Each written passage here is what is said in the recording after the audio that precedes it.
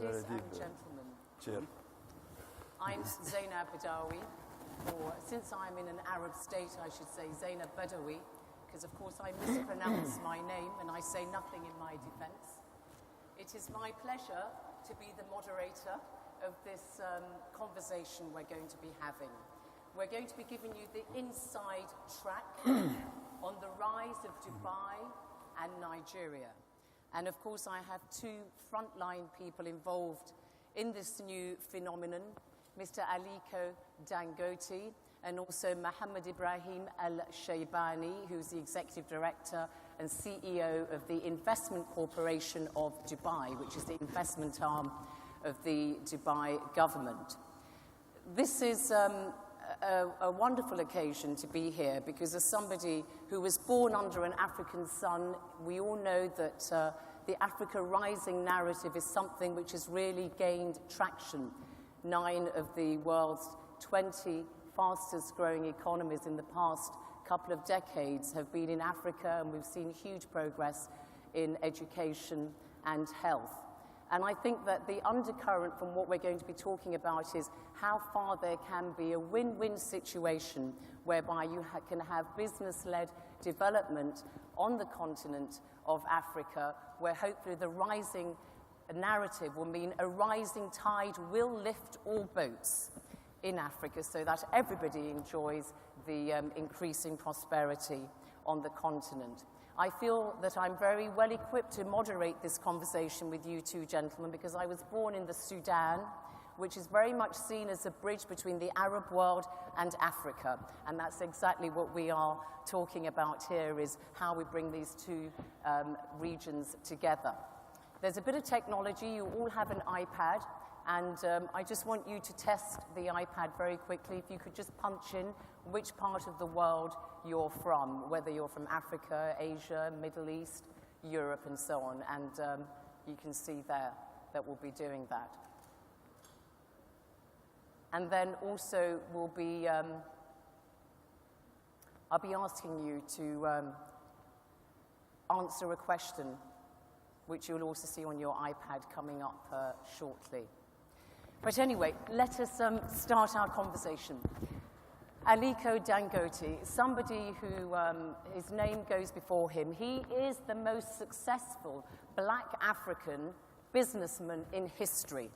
Forbes magazine puts his worth at $25 billion, although I think you say it's actually more. And I have to say that you, Mr. Dangote, started as a trader because he comes from one of the leading families, trading merchant families in Kano. But your great-grandfather was reputed to be one of the richest men in West Africa. He made a fortune selling ground nuts because, of course, and cola nuts he got from Ghana, and then he sold ground nuts because, of course, a lot of people forget that Nigeria in the 1960s was a big agricultural superpower. You had a lot of ground nuts. How did you get into cement? Just very quickly, I should say that you had an uncle who was in the cement business. That's right. Yes. He owed you some money, and instead of giving you the money, he gave you an import license instead, and the rest, as they say, is history. But you took quite a gamble when you went into cement in the first place, didn't you? Yes, I think I did. Well, first of all, it is a great pleasure to be at this, conference, which is arranged, and I think it will help in terms of bridging the gap, bringing both Africa and Dubai together. Even though I know that really there's quite a lot of business. This is the trading and also tourism center, where I believe that a lot of Africans now would rather come to Dubai than to go to London. So really, I must commend the royal family for having an articulated vision, which really has transformed and also create an enabling environment of doing business here in Dubai. Hardly none of us, operate in Africa without having an office in Dubai, including myself. So we're a very, very happy Dubai tenant.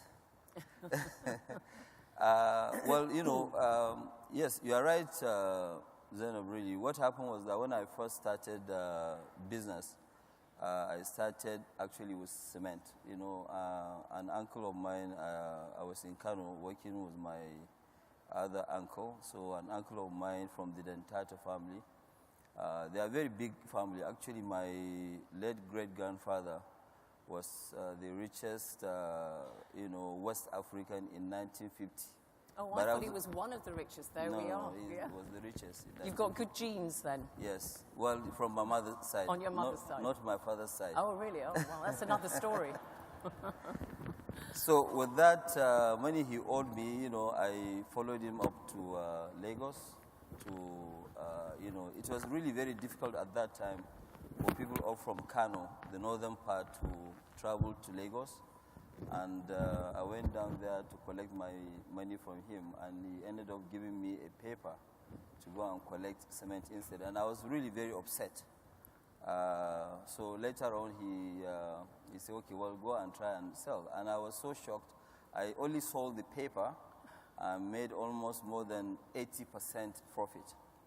And that was really what made me to go back to Kano quickly and push and squeeze my grandfather to allow me to go back and stay in Lagos and start running business.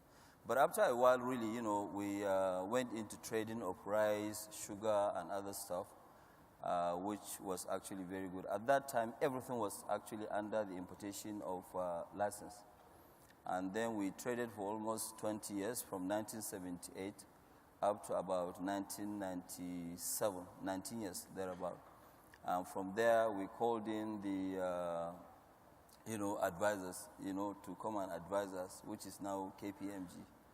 How do we transform from a trading concern to a manufacturing concern? Mainly at that time, Nigerians were not really aligned with doing manufacturing because of rampant changes of government policies, where, you know, today you just wake up, then they have a new policy. You know, if you are driving from the right side, they say, no, it has changed when you come out of your house. So people decided not to go into, you know, manufacturing. And as you know, in Africa, we have issues with power. So really, you spend more money generating power than manufacturing your goods. So I led our team, you know, from our group. And then the consultants, we agreed that, yes, we will definitely go into manufacturing. But to make it easy, we started manufacturing only goods that we were trading in. Sure. So that we know we eliminate the headache of the marketing, the customer base, and all this. So we know we just did what you call a backward integration. But what's very interesting, Mr. Dangote, about your success story and what made you the richest man in Africa is the fact that where your compatriots were busy rushing into the oil business, you were swimming against the tide by going into manufacturing. And therefore, you have led the pack in proving to Nigerians as well as to the outside world and outside investors that there's a strong consumer base in Nigeria. Definitely. Well, you see, the thing is that we looked at not only Nigeria, because Nigeria belongs to one of the 15 West African countries, which we call it West Economic Community of West African States, ECOWAS.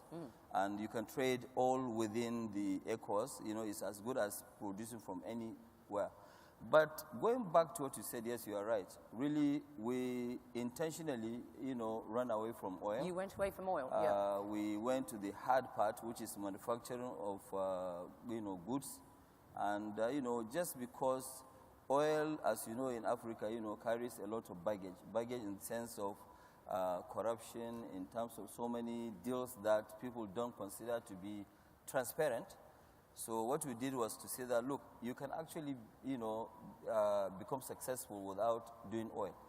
And up to today, we haven't done oil yet. But even though in the next 3 years... You're building a refinery, we are building though, a refinery, aren't you? yes. Yeah. We are building a, you know, a refinery. Okay.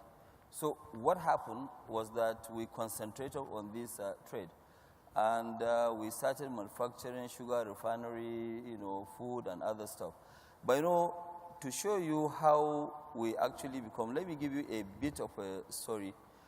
We now started to go back to cement, because we left cement in 1980. So we went back to cement, but just to do a small import terminal. Our target was to do 300,000 metric tons per annum. And when we finished the factory in December 2000, now I went to Lafarge and asked Lafarge, well, why don't you buy 40%, and then we will take 60%, but you can consolidate having management. And Lafarge gave us all these terms and conditions. And, we negotiated for about 3 months, and we were not getting anywhere because they were insisting on 51%. Sure. I mean, the total cost is no more than $4 million then. Yeah. And they said no, so it's okay, you fine. turned your back, and this is where? We turned now our back, and we competed with them. We grew not only in Nigeria, also in other 14 African countries. Sure. You operate in 14 other So countries. from a value of less than $4 million, we now have market capitalization of about $24 billion. Absolutely. So this is where Dubai comes in. Mohammed Ibrahim Al-Shaybani, as I said, you are Executive Director and CEO of the Investment Corporation of Dubai, which was set up in 2006. You manage assets of about $160 billion or thereabouts. You are a key person here in Dubai. You are Executive Director of the Ruler's Court. You were also instrumental in helping Dubai recover from the financial crisis. You occupy various positions, including, for instance, the chairmanship of the Dubai Islamic Bank. And you have just, in the past couple of weeks, signed that deal that we were talking about, how you didn't do it with the other lot, but you've done it with Dubai.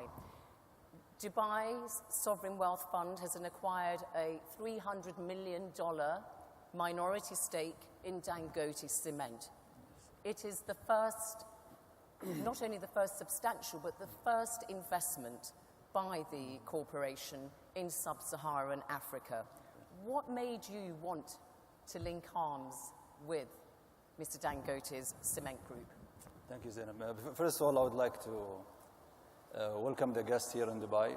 We've been looking forward for a long time to have our guests here, especially after the visit that we did in Africa, lobbying for Expo 2020.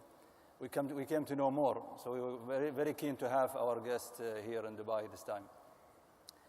Just before I go there, I would just like to, we have one thing in common with Mr. Dangote. Also, the entrepreneurship is from my mother's side, not from my father's side. But I took after my father. Oh, that's great. Women power, clearly. Okay. No, of course, we've been looking at Africa for a long time. We've been getting a lot of proposals. As you know, it's not an easy environment, to invest in. It is a lot of unknown. But when we came across Dangote's organization, and we started analyzing, we saw the corporate governance is excellent. We got to know Mr. Dangote on a personal level, and we can see the standard approach, and we thought this is the right investment. Besides, this is a fantastic business, profitable business, has huge growth potential, and we thought it was just the right moment to come in, and that's what drive the decision. So it was you at the Investment Corporation of Dubai who made the approach to Dangote? We came, was it? Of course, he introduced us through a common friend, yes, and we got to know more about the business, and we thought it was the right investment, and that's why we made a decision a couple of weeks ago. Okay. You said, obviously, that it's not always an easy environment to operate in sub-Saharan Africa, and one of the key things, isn't it, for investors like you, is to find good local partners.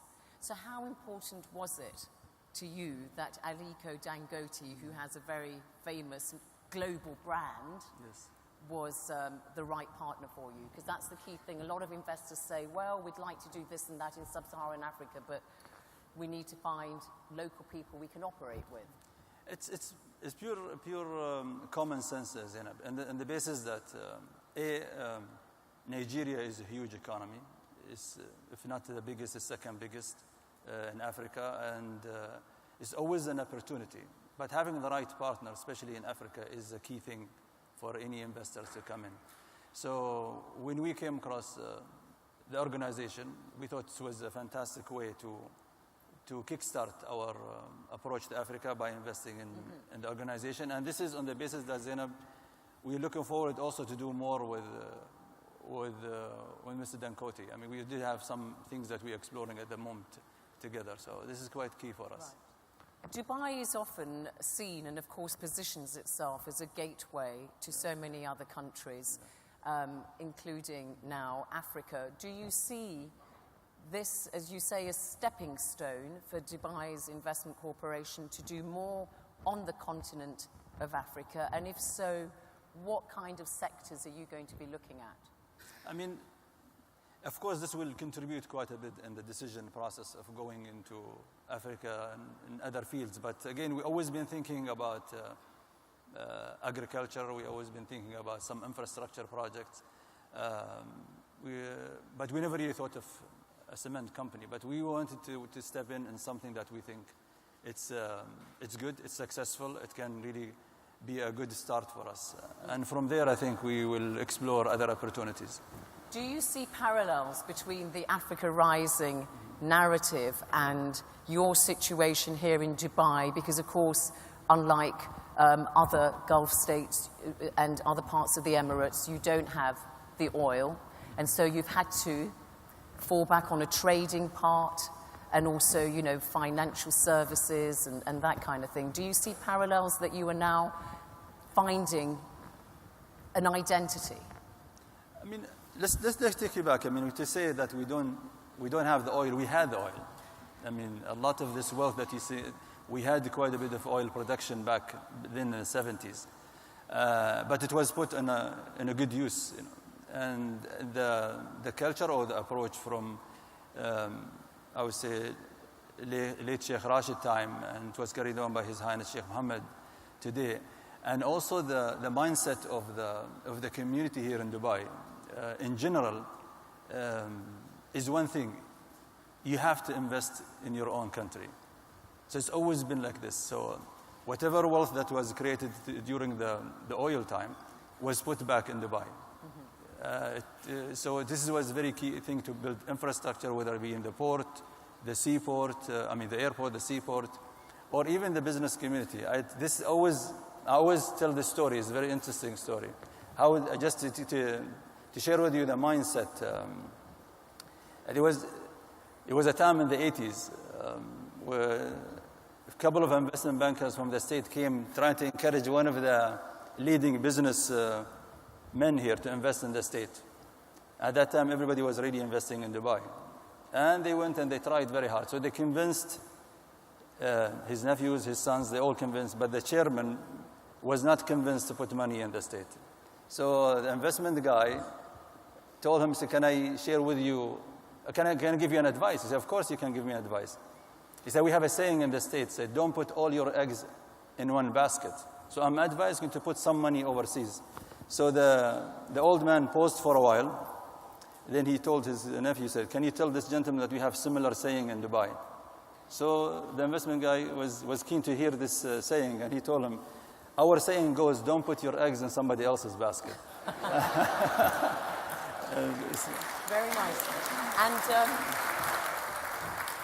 Mr. Dangote, I mean, you have taken that principle, really, because we know that Africa traditionally has seen a great deal of capital flight, a lot of illicit financial flows, and unlike, for instance, Asia, where a lot of very wealthy investors invest their money on the continent, a lot of Africa's money has gone abroad. You've pledged to invest $16 billion over the next 5 years, next 4 or 5 years, in various ventures. So clearly, you're heeding that advice. But just picking up on something that Mr. Al-Shaybani said when he said that other sectors that they're looking at are agribusiness. And you know, people now in Nigeria are talking about agriculture. Agribusiness is the new oil. and your very dynamic agriculture minister is saying that, you know, he wants to turn farmers into millionaires in Nigeria.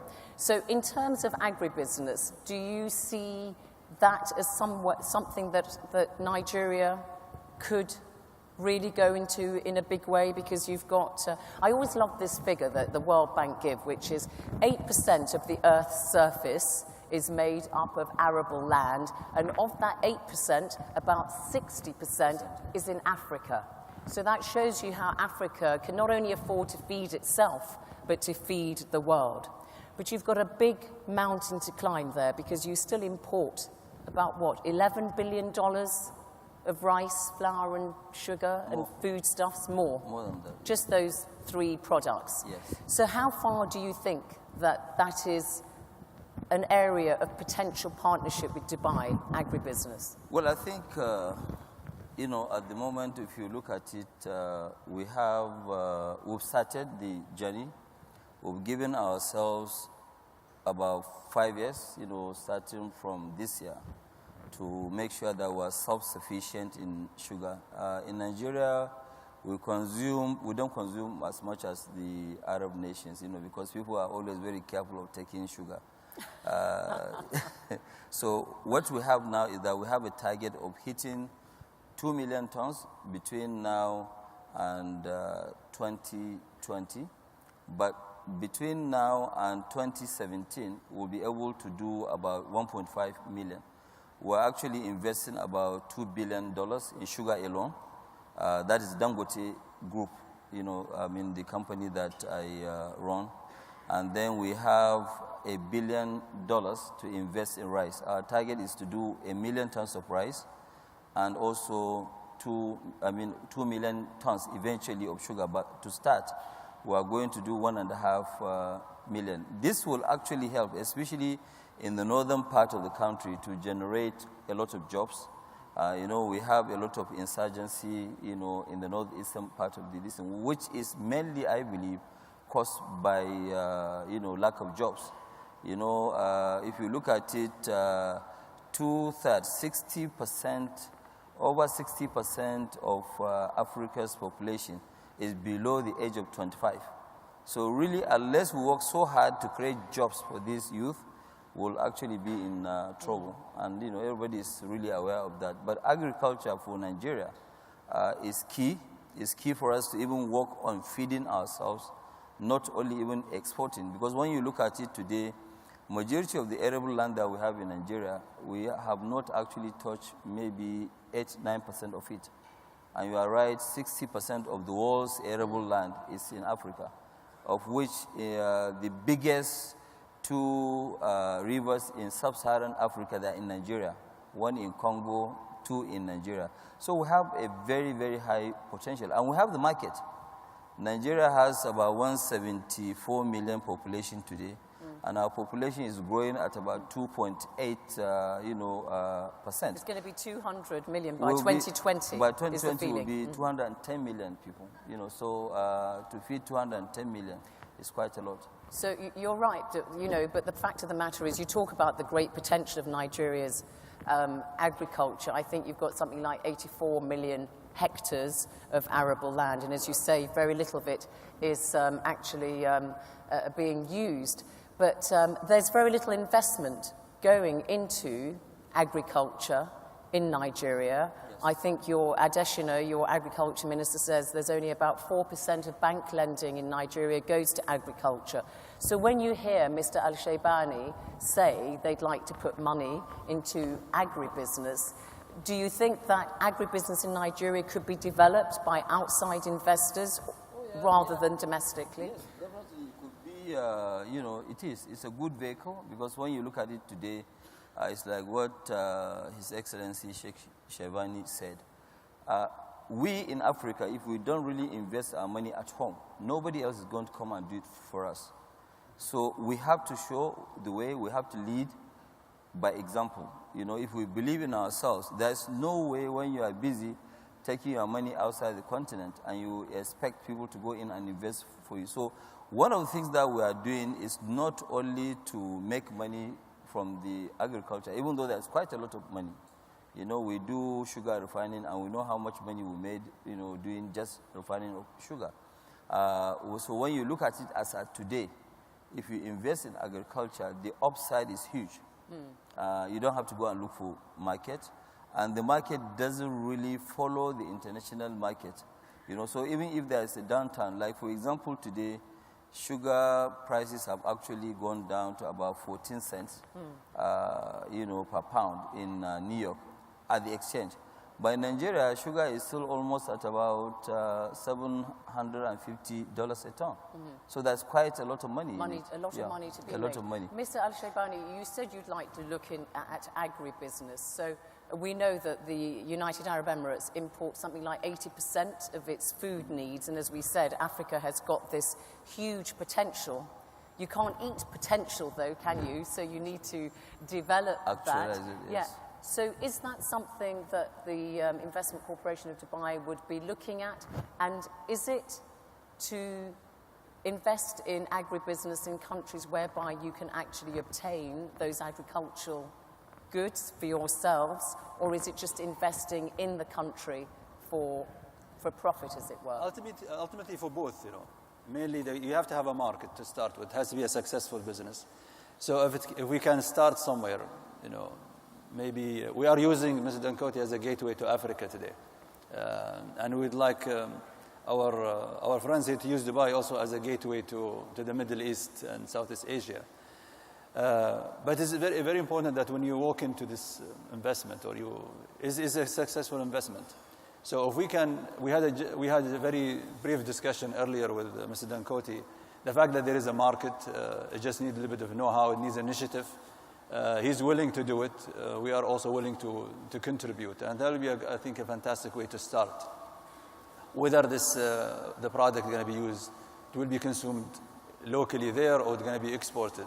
I think we'll be exploring both possibilities for sure. And to what extent are you deterred by the lack of infrastructure, which and lack of power, for instance, and energy, which Mr. Dangote referred to? Because we know that a lot of investors are often told to bring their own infrastructure when they invest in countries like Nigeria, where the power supply is very intermittent.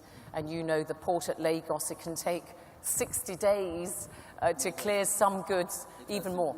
It has. If you fast track, I'm sure your goods are fast tracked, but not everybody can use fast track.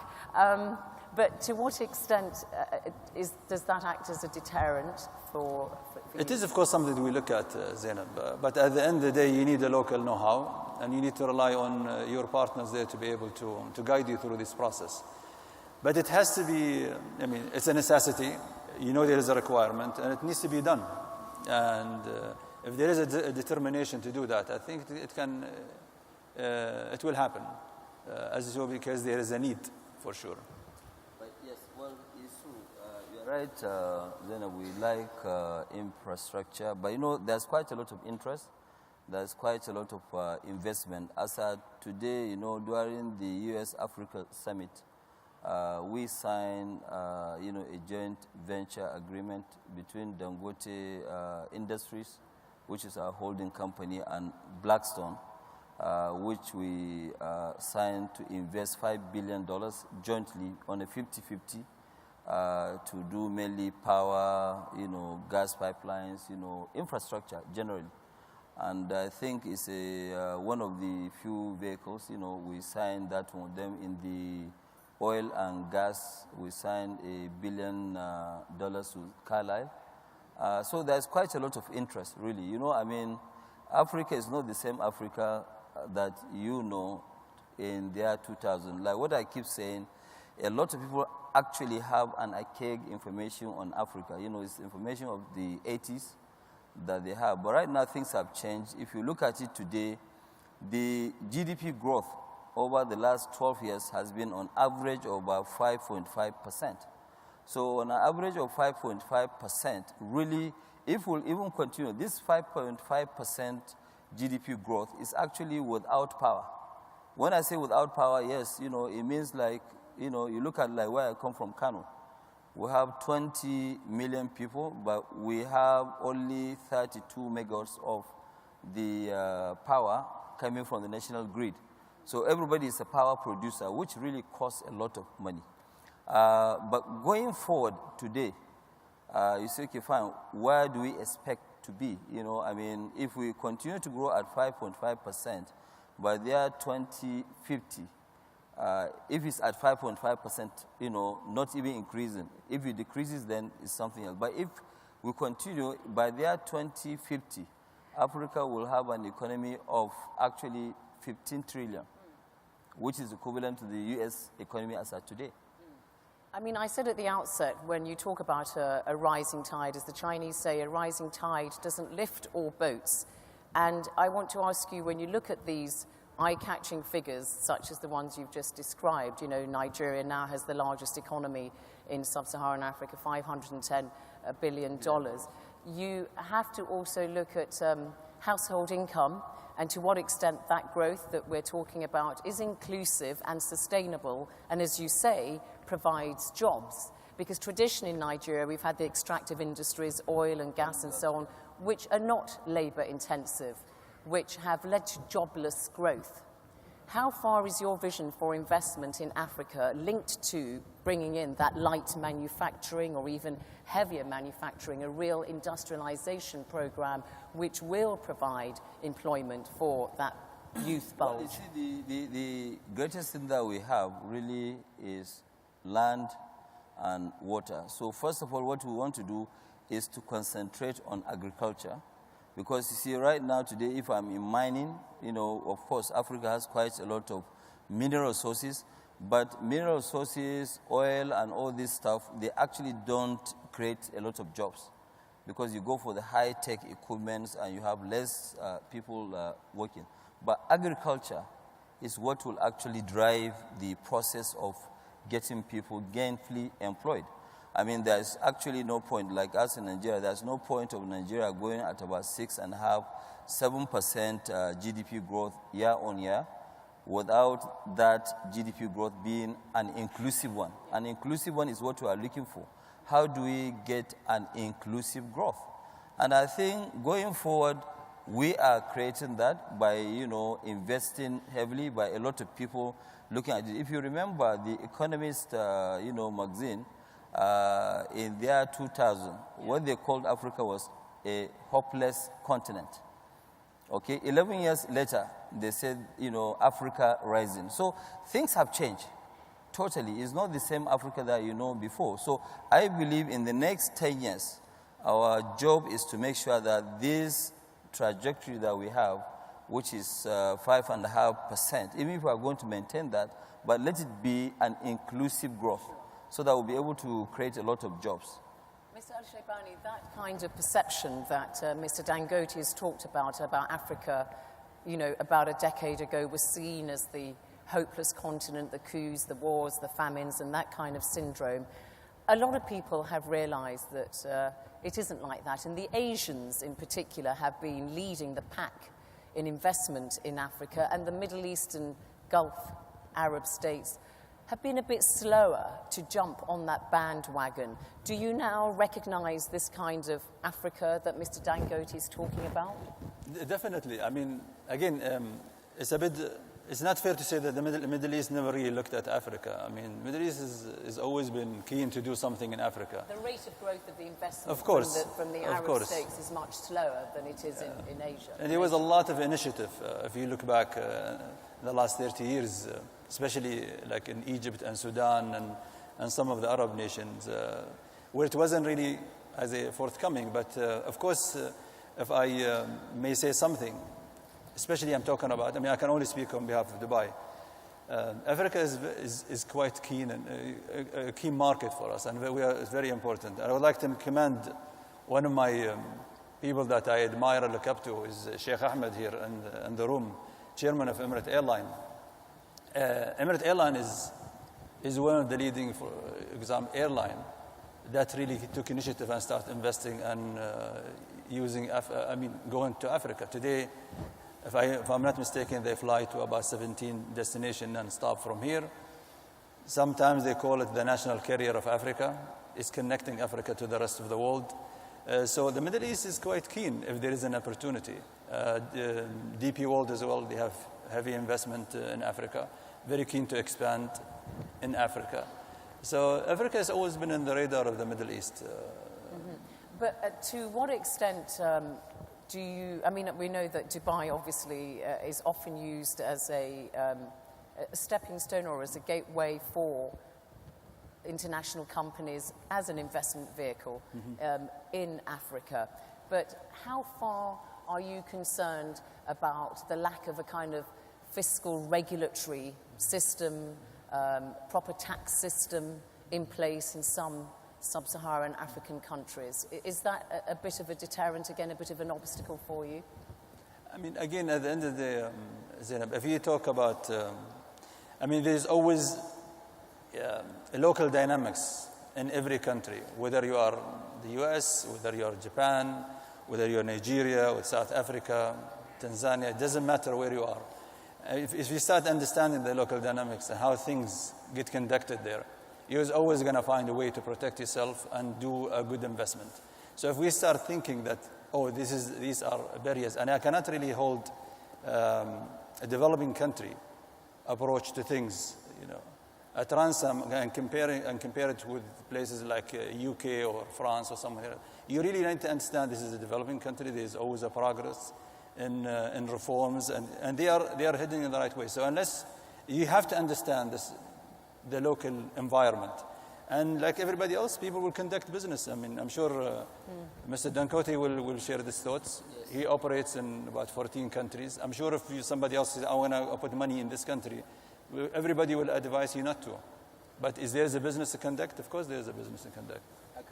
I can actually shed a bit of light. There's quite a lot of reforms in Africa. It's not like before, where you just land in a country and you be, wondering where to go or where not to go. Today in Africa, almost all African countries, they have one-stop shop. And 98% of African countries, they offer a lot of tax holidays, not for so many. It depends on what you want to do, but it's ranging between 5 to 10 years. And then they give you a lot of incentives. I mean, like for us in Nigeria, we have actually even gone a little bit further. In Nigeria, when you go as a foreigner, you don't have what you call minimum taxation. Even in my company, if I have a foreigner who will invest 25%, then I don't have minimum taxation. But if I own it 100% as a Nigerian, then I have minimum taxation. So there's quite a lot of reforms. But that in itself is a bit of a problem because you want to mobilize domestic resources for investment, and you get something like 12% of your GDP is from taxation. So there's a lot of room. There's a lot of room for growth, and a lot of areas are growing. I mean, for example, in their 2000, up to 10 years ago, in Nigeria, we are producing locally less than 2 million tons of cement. I mean, today we are producing 30.